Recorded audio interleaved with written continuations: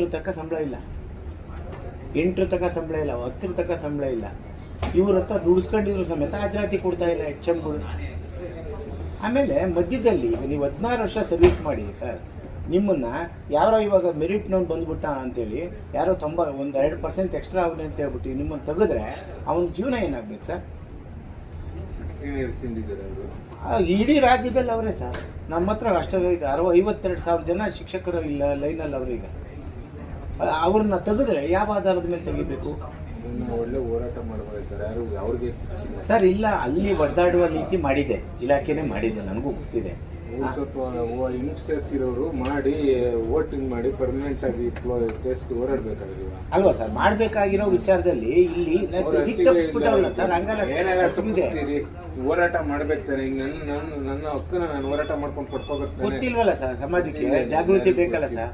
ಇಲ್ಲ ಸರ್, ಗೊತ್ತಿಲ್ಲ, ಯಾರಿಗೂ ಗೊತ್ತಿಲ್ಲ ಪ್ರಕಾಶ್ ಸರ್.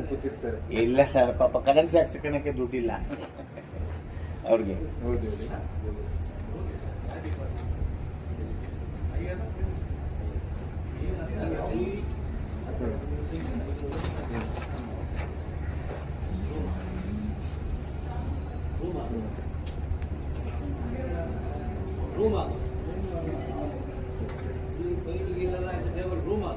ಏನಿಲ್ಲ, ಯಾಕಂದ್ರೆ ಎಲ್ಲರನ್ನೂ ಇದಕ್ಕೆ ಹಾಕಿದ್ದೀವಿ.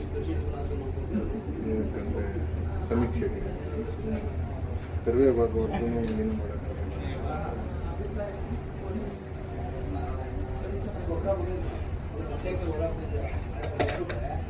ಹಾಗಾಗಿ ಈಗ ಇವೆರಡಾದ್ರೂ ಮೇಡಮ್ ನಾವು 4 ಕೇಳಿದ್ವಿ, ಮೇಡಮ್ ಇವೆರಡು ಕೊಟ್ಟಿದ್ದಾರೆ.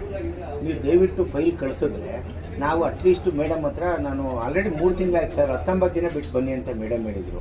ಆಲ್ರೆಡಿ 1 ತಿಂಗಳು 2 ತಿಂಗಳು ಆಯಿತು, ನಾವು ಬರಲೇ ಇಲ್ಲ. ನಾವು ಫೈಲ್ ಬರುತ್ತೆ ಬಿಡಿ ಅಂತ ಅಂದ್ಕೊಂಡ್ವಿ.